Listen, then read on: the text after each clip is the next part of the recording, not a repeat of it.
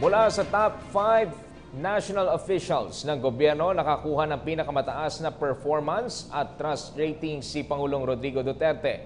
Ito'y base sa pinakauling survey na isinagawa ng Pulse Asia na nagpapakita na nakakuha ng 86% approval rating ang Pangulong Duterte. 11% ang undecided at 3% naman ang nagbigay ng disapproval sa Pangulong Duterte. Samantala, ang Vice Presidente naman na si Leni Robredo ay nakakuha ng 66% approval rating. 24 ang undecided at 10% naman ang nagbigay ng small o no trust rating.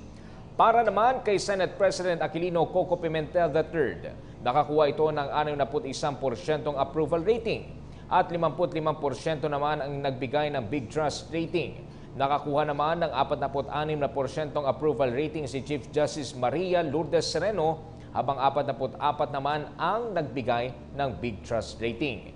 Samantala, si House Speaker Pantaleon Alvarez naman ay nakakuha ng 43 approval rating at 41 naman sa kanyang trust rating.